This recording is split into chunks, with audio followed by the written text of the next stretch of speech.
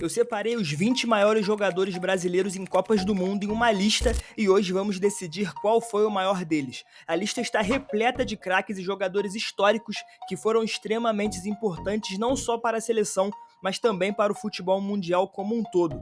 Mas antes da gente começar, já deixa o like, não esquece de se inscrever e ativar o sininho e, claro, deixar um comentário com a sua opinião sobre o maior jogador brasileiro da história dos mundiais. Seja bem-vindo ao Analisando o Jogo, seu espaço de análises e histórias sobre o esporte.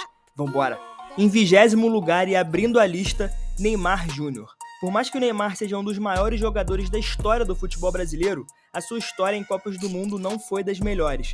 Em 2014, na sua primeira Copa, fez uma boa campanha, é verdade. Foram 4 jogos com 4 gols e 1 assistência. No entanto, sofreu com uma lesão nas quartas de final e não pôde mais jogar a competição e o Brasil acabou tomando 7-1 na semifinal. Em 2018 e 2022 não foi feliz e o Brasil amargou com mais uma eliminação nas quartas de final.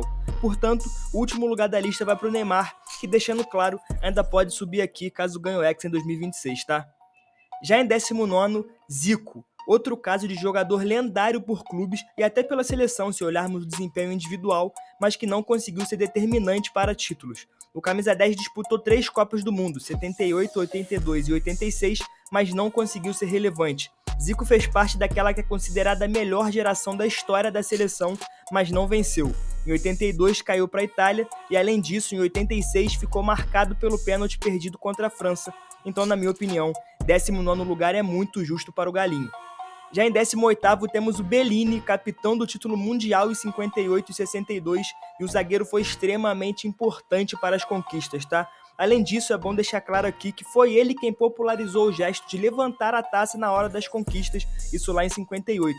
Por mais que ele tenha feito parte do elenco de 66, não conseguiu vencer, mas é bicampeão do mundo da mesma forma e merece ficar à frente de nomes, por exemplo, que não venceram, por mais que sejam melhores tecnicamente. Então Bellini, 18º, é extremamente justo. Já em 17º, nós temos Djalma Santos, que aparece por aqui. O jogador foi bicampeão do mundo também em 58 e 62, além de ter sido eleito o melhor lateral do torneio em 3 oportunidades. Ao lado do Pelé, é o único jogador a ser titular pelo Brasil em pelo menos uma partida em 4 Copas do Mundo, já que ele jogou desde 54 até 66, então a 17ª posição é muito justa.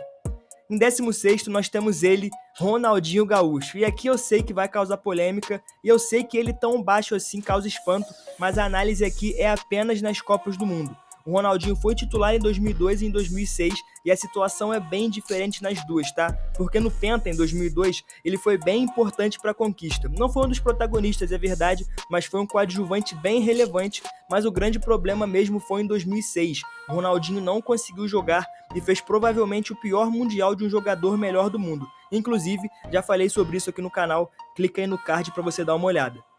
Em 15º, a gente chega com Rivelino, simplesmente o ídolo do Maradona. O Riva foi titular na Copa de 70, para mim, aquela considerada a melhor seleção da história. Além disso, ele atuou nas Copas de 74 e 78. Por mais que não tenha vencido as duas últimas e tenha participado desse ato entre 70 e 94, nós não podemos deixar de citar, porque foi extremamente importante enquanto esteve em campo. Então, para mim, o 15º lugar é muito justo para o Rivelino, um dos maiores craques que já vestiu a camisa da seleção brasileira. Já em 14º, quem aparece por aqui é Bebeto.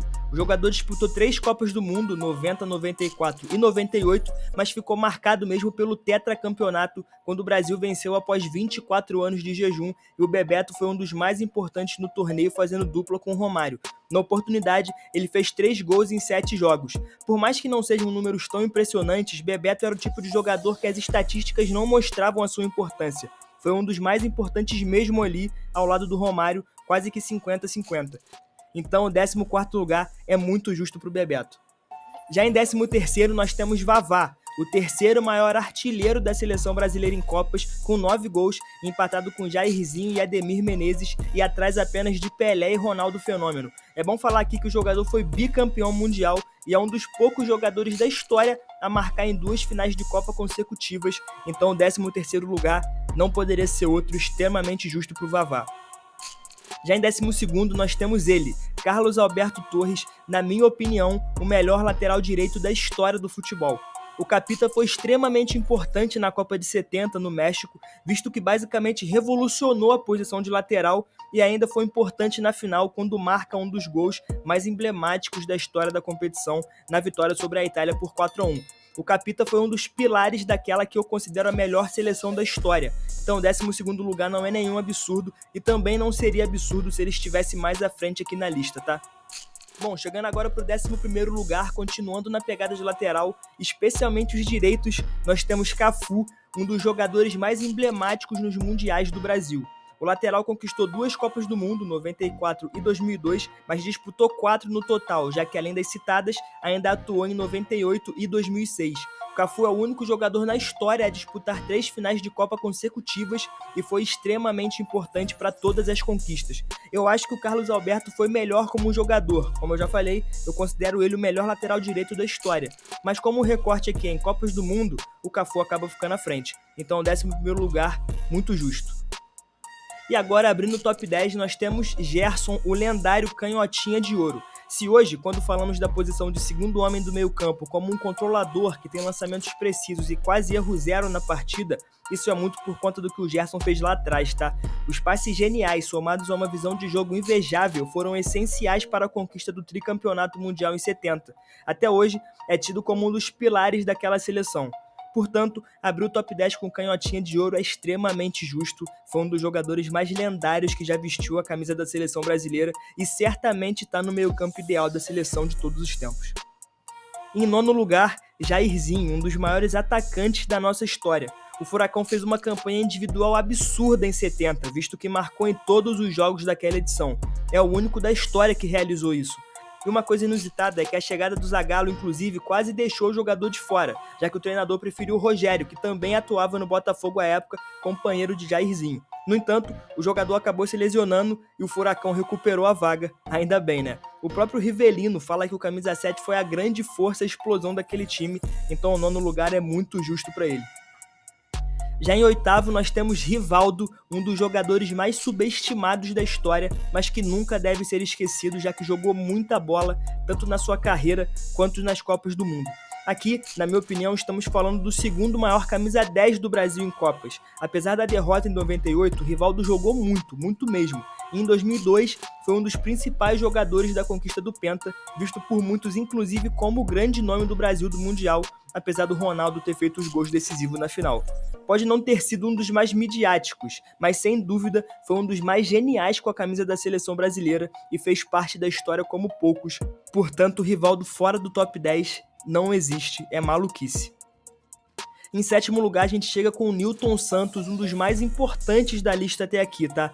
O lateral foi bicampeão do mundo em 58 e 62, mas foi além, já que é visto por muitos estudiosos e historiadores do esporte como o grande responsável por reinventar a posição de lateral e até hoje é considerado por muitos como o maior da história da posição.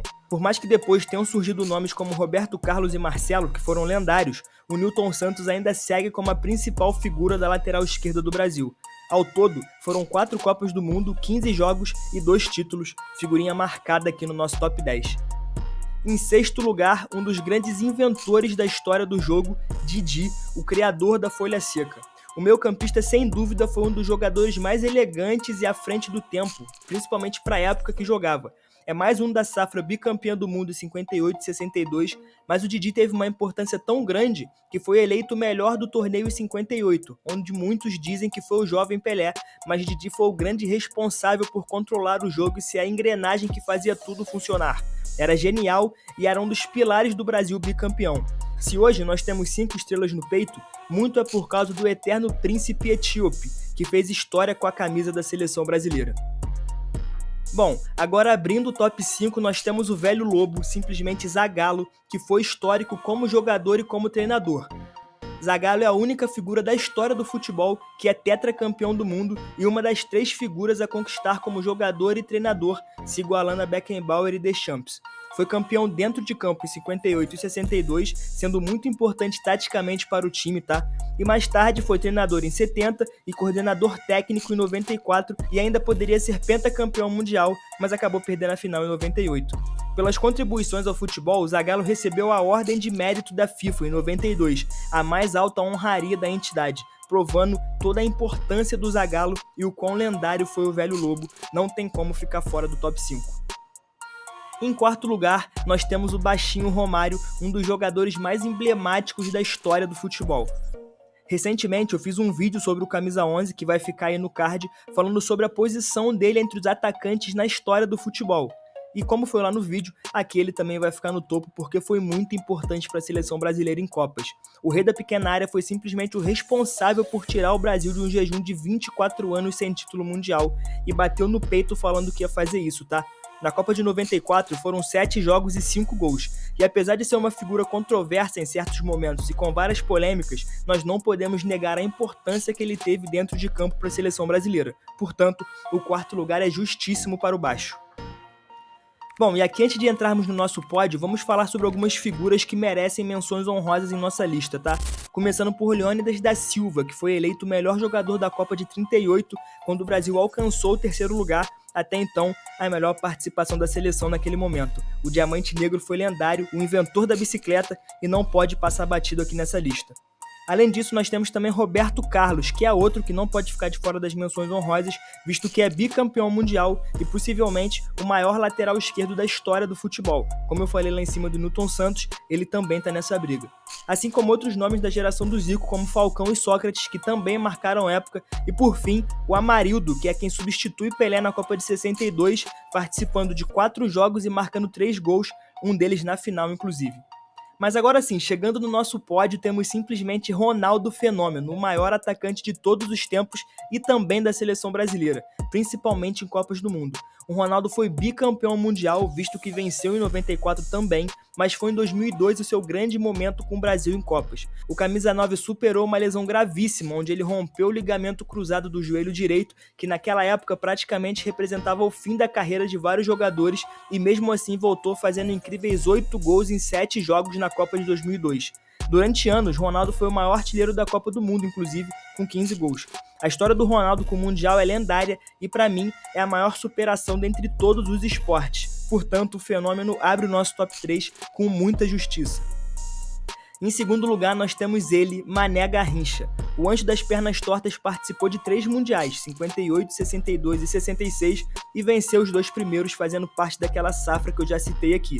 No entanto, o Garrincha tem uma pequena diferença com os outros. Ele não apenas venceu, mas sim colocou o Mundial no bolso, tá? Em 58, ele já havia mostrado ao mundo como era impactante. Os seus dribles eram imparáveis e a sua imprevisibilidade era algo fora do normal. Mas em 62, com a lesão do Pelé, alguém precisava colocar o Brasil nas costas e levar o time ao título.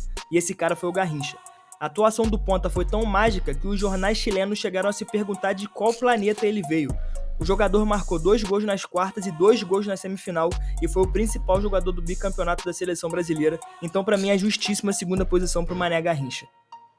E por fim, o primeiro lugar, que todo mundo sabe qual vai ser, né? Sim, senhoras e senhores, o Rei Pelé ainda é o principal jogador do Brasil em Copas do Mundo. Não tem muito pra onde fugir aqui, tá? A gente tá falando simplesmente do único jogador na história a vencer 3 títulos de Copa do Mundo como jogador e sendo importante demais nas campanhas, principalmente em 58 e 70.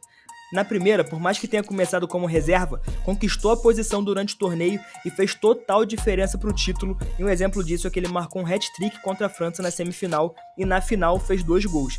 Já em 70, quando tinha 29 anos, teve, na minha opinião, a sua melhor participação em um Mundial, já que atuou como camisa 10, o ponta de lança perfeito, o facilitador de jogadas. Pelé foi o grande maestro daquele time e teve 6 assistências e 4 gols, um deles na final inclusive. É o maior jogador da história de seleções e eu acredito que vai demorar muito até que outro jogador vença 3 Copas, se isso aconteceu, que eu também acho bem difícil. Mas e aí, o que você achou da lista? Justa? Coerente? Faltou alguém? Comenta aí que eu quero ler o que vocês têm a dizer sobre isso. Muito obrigado pelo apoio e pela participação nos vídeos. Não esquece de deixar o like, se inscrever no canal, ativar o sininho para acompanhar, porque esse foi o Analisando o Jogo, seu espaço de análises e histórias sobre o esporte. Até a próxima.